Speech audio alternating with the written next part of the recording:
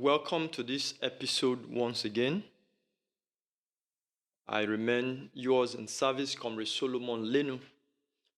A few days ago, we heard about an incident, an attempted coup that happened in the Republic of Benin, where one Colonel Pascal Tigri tried to overthrow President Patrice Talon. And of course, we saw the swift reaction that followed and the role and effort that the Nigerian government, put in trying to restore democracy in the Republic of Benin. Of course, immediately the commander of the Armed Forces of Nigeria, the President Bola Tinubu, immediately ordered the deployment of Nigerian Air Force and land forces to Benin Republic to help the president and the military of Benin Republic to regain control and stability in the country. And then, of course, ever since that happened, it has been a massive, talking point in our news media. In fact, the political actors of Nigeria has used that, as a talking point to try to, point out the achievements of the president of Nigeria. They have been singing his praises to high heaven on how he's now the hero of democracy, how, Nigeria has regained back her giant status and, Nigeria now has become the savior of democracy all across, the West African bloc and all whatnot. But then there is something that bothers my mind because, of course, when things like this happen, while people are looking in this direction, I always try my best to take a break, stand at a critical angle and look at these things dispassionately so I can make up my own conclusion about it. But one thing that amazed me in all of this thing is that I am one that believes that selective patriotism is no patriotism. You cannot be patriotic today and be unpatriotic tomorrow, or you become patriotic on issues where your interest is vested, and then you become a dictator, you become an anti-democratic agent in other areas where your interests are not vested or areas where your interests are threatened. And that is what, we are seeing with the current president of Nigeria and the government of the APC under President Bola Tinubu. I mean, of course, I must commend him because, of course, by virtue of the intervention of the Nigerian military, Nigerian forces, stability was able to be restored in Benin Republic. And then, of course, the people would be happy by now for those, who were okay with the governance style of Patrice Talon. God has, redeemed them through the effort of the neighboring country, Nigeria. But then again, I am one who also believes that charity must always begin at home. I don't believe, in the theatrics that, politicians and most of the leaders of today, put out where, when they go abroad, they go and, display themselves or position themselves as the holy grail, for the people, whereas back at home, they are doing the contrary. If you look at the antecedent of the president of Nigeria today, he started out very well as a proponent of democracy. In fact, He was a member of the NADECO who fought gallantly against the military dictatorship of General Sani Abacha after the annulment of the June 12, 1993 election. He was a former senator, and then his election was also affected by the takeover, the military takeover of Abacha and the military interregnum of that time. So he fought fearlessly, and of course, at some point, he had to, seek asylum out of Nigeria. And everybody after then saw him as a symbol of democracy. In fact, when democracy returned back in 1999, he came back and ran for office of the governor of Lagos State and won election. And as at the time, he was a beacon of hope because he was in the AD, he ran election in the AD, and he was an opposition figure that gave the ruling party at the time, the PDP, a serious run for their money. President Bola Tinubu, as a governor, was the rallying point for opposition voices. It was the icon who held the government of the day accountable for every action. But then, upon assumption of office as president in 2023, what has become of that beacon of hope, that democracy, icon and leader that everybody so adored, back in the days? Before he became president even, there were a lot of anti-democratic tendencies that he had demonstrated, in the past that got people talking. Of course, it's on record that he's one, governor that used, 3 deputy governors, for his tenure as the Lagos State governor, some of which were removed, in abrasive and unconstitutional manner. And from that time, people began, to sense the impunity and the anti-democratic tendencies of this president today. Although people didn't consider it much because as at then, Nigeria was looking for a vocal, opposition voice that can challenge the status quo.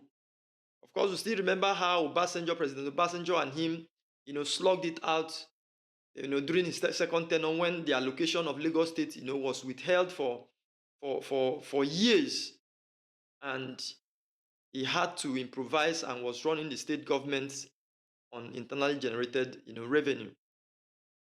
But then there has been this red flag all along that many people did not quite pay attention to because, of course, the man that we are analyzing or assessing today and all the complaints and pains that Nigerians are feeling did not just start now.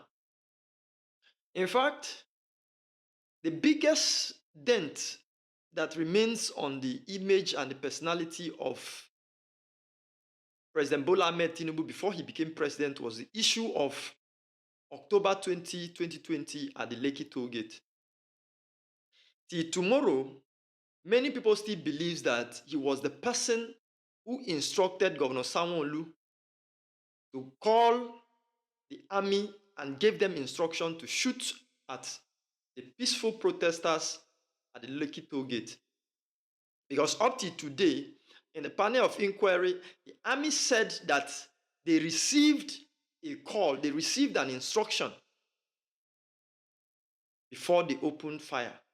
Of course, initially, they denied that there was any massacre whatsoever. They denied that they never, shot at the protesters. But of course, when overwhelming evidence was presented and, people started, seeing dead corpses in the lagoon and, different places and, some who were shot, who went to the hospitals and all of that, came out to make their testimonies and all that, became too overwhelming for the army to deny. And then when the question was asked, who gave the order? They confessed that they actually received a call that gave them an instruction on what to do.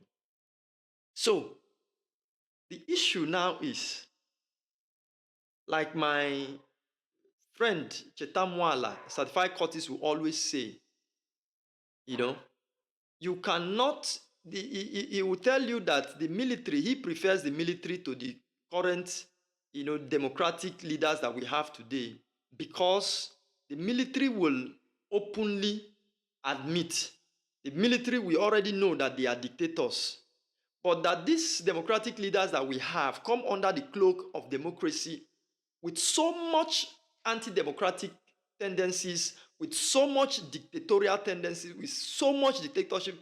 Therefore, we live in a dictatorship inside of a democracy with the conspiracy of silence and culture of pretense. So, the truth is that selective patriotism actually does not work. Today, everybody is, on the media shouting how Nigeria has redeemed democracy in Benin Republic. But if you ask, do we actually have a democracy in Nigeria? In the most case, the democracy that we have here today is on paper. Yeah, we operate, an elective, governance system where, we have three, arms of government and other tiers of government that, most time, or in most cases, does not even abide by the rules and regulations, the principles of democratic, governance. The tenets of democracy is only on the piece of paper. The constitution that is the grand norm that should guide all our actions today as we speak has long been jettisoned, by the crop of leaders that we have today, who are now going to another country to go to restore, democracy. So, is this not a grand hypocrisy? Of course, charity must always begin at home. If you look at Nigeria today, you look at our constitution, we are in one country where the constitution of the country applies in two different directions. You have the penal code and the criminal code that operates in the north separately as it operates in the south. And you begin to wonder what kind of a country or what kind of a governance system permits two dual application of one constitution. So today now, if you look at our democratic process here in Nigeria, it's nothing to write home about. Our elections are still very shambolic. In fact, when the politicians want to actually display what they are made of here in Nigeria, they turn the constitution upside down. Things that are clearly written out in our constitution will be ignored, and then they'll tell you to go to court, because at the court, of course, the judiciary has already been compromised. They will have their people who are there who will, tumble the constitution, interpret it in such an, unusual manner that you begin to wonder if it is still the same piece of legislation that, has been handed down for the direction and guidance of this country that is being applied. In this country, we've seen a system where a governor ruled, a state for a period of 4 years without reflecting on the ballot box, without, contesting for an election, because the judiciary, took bribe and then, gave a ruling that is completely out of line. And then some people clapped for them. In this country too, currently the governor is still serving, governor of Imo State, who in his first tenure was the person who came fourth in the election that was, conducted, where he ran for office, and then, he went to court. The court declared a person who came forth in an election, to govern the state for certain technicalities or whatsoever. Whereas the right thing that the court would have done, if they had found that there were irregularities, and improprieties in the election, was to annul the election and, reschedule another election for people to have the right, for the people to have the right to actually decide on who governs them.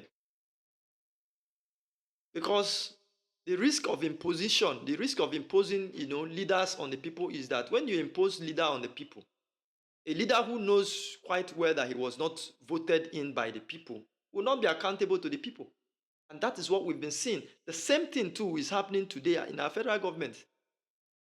Of course, the last election, people like myself still believe till tomorrow that the current president today never won the election. We saw it, the whole glitch that happened in the IREV, which till today INEC has not been able to tell us what it was about. What was the glitch that happened that made the IREV not to work for the presidential, collation, whereas it was working for the senatorial and reps election in the same election on the same day. That glitch, that mysterious glitch, till this day has not been explained to Nigerians by INEC, who took over 300 billion to conduct one of the most anticipated elections in the history of Nigeria. After June 12, 2023 election was the most anticipated election.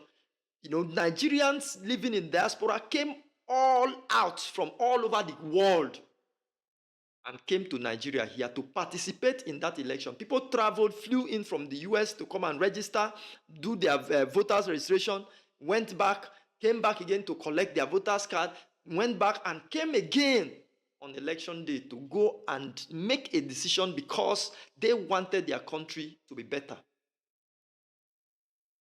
But of course, we all saw what happened. Mahmoud Yakubu ingloriously demonstrated that even the professors in Nigeria cannot be trusted. Because, of course, that's what we have. It is the professors that are put, in charge of elections. And it is the professors, too, that will go and, connive with these politicians to rig elections for people who, most of them, does not even have a certificate of a secondary school. And then you begin to wonder what kind of, country or what kind of, a system that we operate. So that's what it is. Today, we now have a hero of democracy in the Republic of Benin. Whereas here back at home, Nigerians are crying, Nigerians are gnashing their teeth. In a democracy, it's supposed to be about the people because it is defined as government of the people, for the people, and by the people. But today in Nigeria, which decision of government has the people complained about, and then the government of Nigeria reverted back because the people complained? And remember, the government is supposed to be about the people. So when government officials, politicians now get into office and now turn to become dictators who can no longer listen to what the people are saying, but only what their whims and caprices tells them, then we no longer have a democracy. And the truth is that a dictator cannot go and be the savior of democracy in another country. That cannot happen. That is hypocrisy taken out of context. And then maybe perhaps, like some people have said, that all that the president is doing is to protect Lagos because Benin Republic is closer to Lagos and they have a land border. They share a lot of similarity, and are interwoven and all of that. So if there is unrest, in Benin Republic, of course, to spill over into Lagos, and it is because of the fear of that the president urgently, did what he did and all of that. Those are mere hypotheses and permutations of people. But of course, it is also a valid point to give thought to because Benin Republic is not the only country within the West African bloc or the only neighbor of Nigeria where coup has taken place in recent times. We have the Cameroon here, that are closer to a lot of Nigerian states share boundary, with Cameroon. And the Ambazonian forces and rebel and all whatnot had been troubling, some of those, states for a very long time because, of course, the Boko Haram network that, has become a menace in Nigeria today also extends, to those parts. What has this government done about it? Why Benin Republic? But like I said, it's a good gesture. It shows concern and all of that. But the truth remains that those narratives that they are painting that Nigeria has become the savior of democracy cannot stand and does not hold water, because here back at home, we do not have a thriving democracy.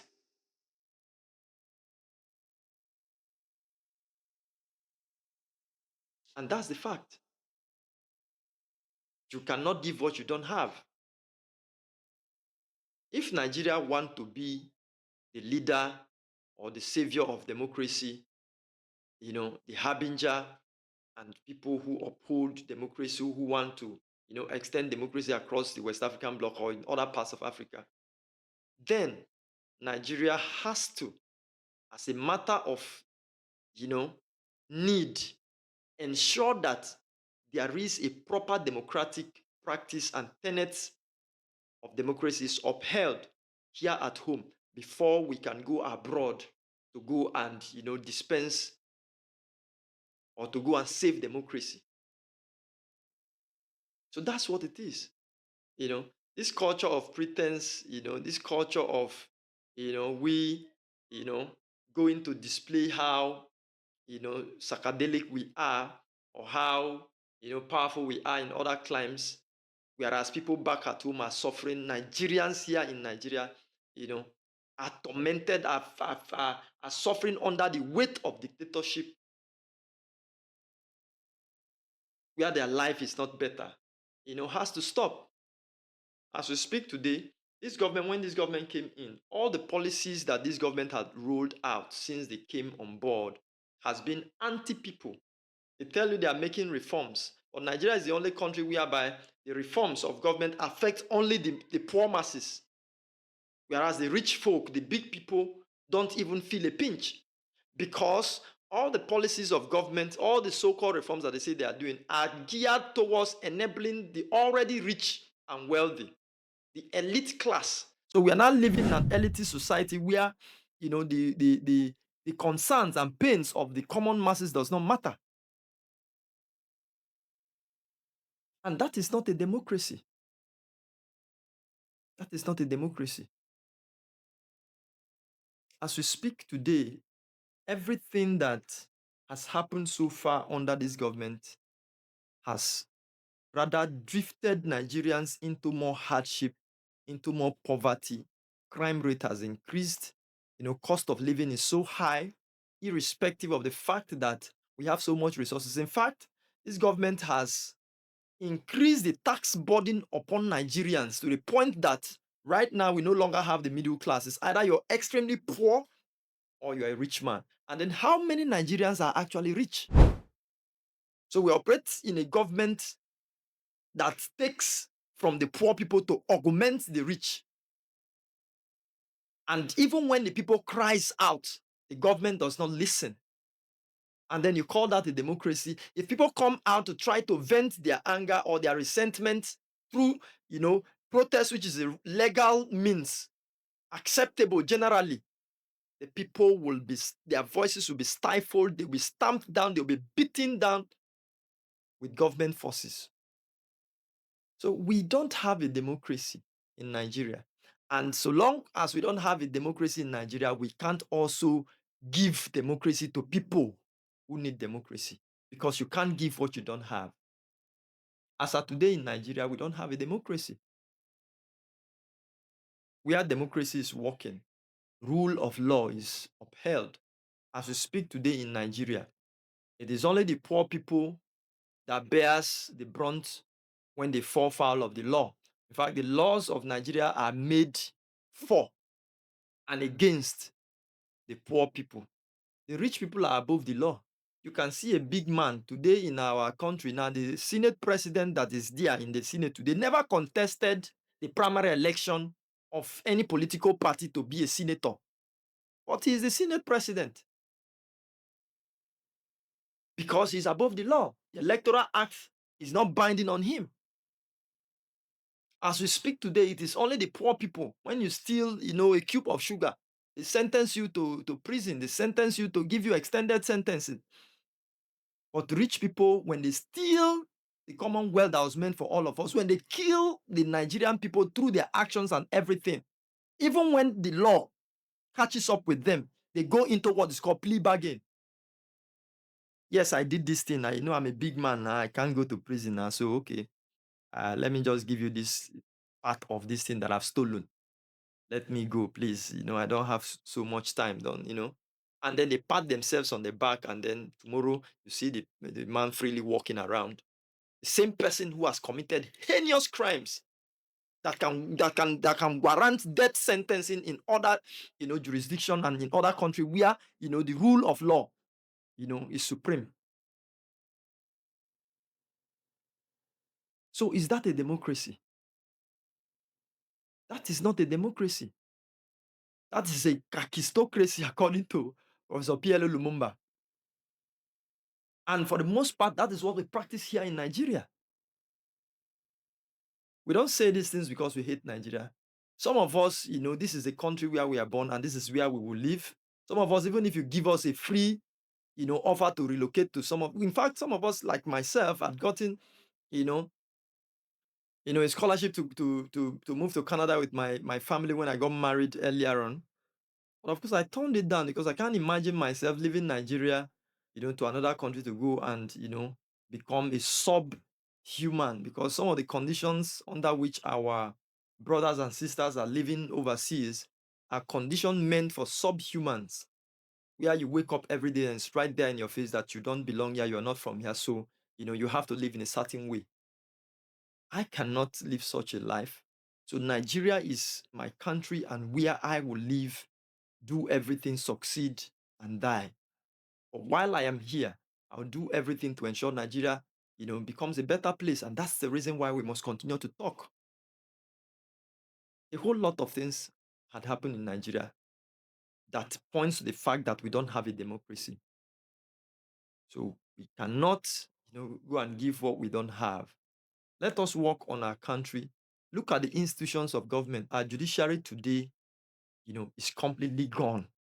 It has been infiltrated, it has been hijacked, it has been destroyed, it has been bought over, it's in the breast pocket of few politicians. Right now, today, as we speak, people can stay in their house and then scribble judgment and pass it on to any judge in any court to announce. And that's the fact, and that's what is happening. And that's the reason why, when these politicians, carry out their malfeasance and maladministration, when you come out to speak, they tell you to go to court because they already know the people that they have, at the courts, and they know that you can't get anything out of it. And today, Nigerians are so disenchanted with the judiciary, which was supposed to be the hope of the common man. The judgments are bought, judgments have price tag, and claim we have a democracy. We don't have a democracy. We only wish we could have a democracy. Our forebears actually worked so hard to give us a democracy. Unfortunately, the crop of leaders that we have today has made a mess of that which was hard fought for. And the onus is on this generation now to try to see how, we can walk our way back, from this, perilous path that we are on. Unfortunately, too, the politicians has weaponized hunger and poverty to the extent that if you must make anything significant out of life here in Nigeria, you must go and bow down to them every day, genuflect for them, sing their praises, even when they are doing what is wrong. So right now, they have an army of readily available sycophants to praise them morning, evening, and night, to even fight for them, even while they are doing wrong. So you see that our journey to redemption is a very long one. But I'm hopeful. I'm not giving up. But the truth of the moment, which we must continue to say, is that we don't have a democracy in Nigeria yet. So we cannot give what we don't have. What happened in Benin Republic with time, we'll get to find out, what really happened. And I thank, that impulse, or for whatever reason or whatever consideration that made the president to go to intervene on behalf of the ordinary people of Benin Republic. Kudos to him, and you know, happy for them. But let nobody deceive you that Nigeria had become, the guardian of democracy in Africa or in West Africa because we don't even have a democracy, so we can't give what we don't have. That's the truth. Say these things not because we hate the system or because we don't like our country, but we are saying this thing because corruption buried in secret destroys a nation, but truth elevates, truth motivates, and above all, truth heals. And until next time when I come your way again, remain safe, stay awake, and continue to do your best for the development and betterment of Nigeria. Thank you once again. I remain your comrade in service, Comrade Solomon Lino. Thank you.